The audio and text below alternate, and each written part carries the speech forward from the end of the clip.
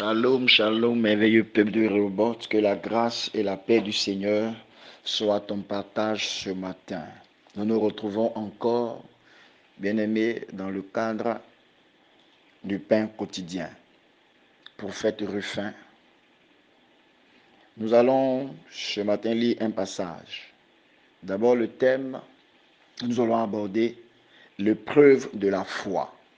L'épreuve de la foi. Et notre passage est tiré du livre de Genèse 22, verset 1 jusqu'à 3. Je lis la parole de Dieu. Après ces choses, Dieu mit Abraham à l'épreuve et lui dit, Abraham, et il répondit, me voici. Dieu dit, prends ton fils, ton unique, celui que tu aimes, Isaac, va-t'en au pays de Morija. Et là, offre-le en holocauste sur l'une des montagnes que je te dirai. Verset 3. Abraham se leva de bon matin, sella son âne, et prit avec lui 2 serviteurs et son fils Isaac. Il fendit du bois pour l'holocauste et partit pour aller au lieu que Dieu lui avait dit. Bien-aimé, ce matin, c'est une grande joie pour moi de parler de ce thème, qui est un thème véritablement important dans la vie du chrétien, dans la vie de celui qui a accepté Jésus-Christ de Nazareth. Nous connaissons bien l'histoire d'Abraham et d'Isaac. Dans le passage que nous venons de lire, la Bible déclare que notre Dieu a mis Abraham à l'épreuve. Nous savons que c'est dans la vieillesse que la promesse de l'Éternel s'est accomplie dans la vie d'Abraham concernant Isaac. Alléluia. Chemin faisant, Dieu va dire à Abraham, lève-toi et va m'offrir ton fils, celui que tu aimes, en holocauste sur la montagne de Morija. La Bible déclare que automatiquement Abraham a obéi, il s'est levé, il a pris son âne, il a pris ses serviteurs, il a même saisi son fils Isaac, aller directement sur la montagne de Morija pour faire le sacrifice. Je voudrais t'emmener à comprendre quelque chose. Regarde, notre Dieu, il est un Dieu exceptionnel. Souvent, on ne le comprend pas, mais il fait des choses extraordinaires. Il va ici éprouver la foi d'Abraham. C'est la même chose, bien-aimé. L'Éternel veut éprouver la foi de quelqu'un. Il veut voir jusqu'à où ton amour pour lui peut aller. Il a fait cette promesse à Abraham. Dit à Abraham, je vais te donner un fils et tu seras le père d'une multitude. Ce même Dieu qui revient et dit, ton fils que tu aimes là, viens me l'offrir en sacrifice sur une montagne. Abraham n'a pas raisonné. Abraham n'a pas dit, mais tu avais dit que c'est le fils de la promesse, que c'est par lui que j'aurai une grande descendance. Mais il s'est levé automatiquement et il a obéi. Alléluia. Aujourd'hui, nous constatons avec beaucoup de regret que le chrétien de ce siècle présent, raisonne beaucoup quand il s'agit des choses de Dieu.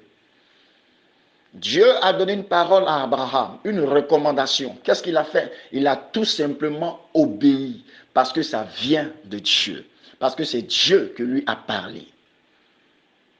Il n'a pas tergiversé, il n'a pas raisonné, il s'est levé automatiquement. Et la Bible déclare de bon matin, il était pressé même d'aller offrir son fils en sacrifice, parce que l'Éternel a parlé. Ce n'est pas n'importe quel fils, mais le fils qu'il aime. Regarde, Dieu peut te mettre à l'épreuve sur quelque chose que tu aimes. Il va te dire, va, donne, fais un sacrifice. Quand tu seras en train de raisonner, bien-aimé, tu vas bloquer beaucoup de grâce.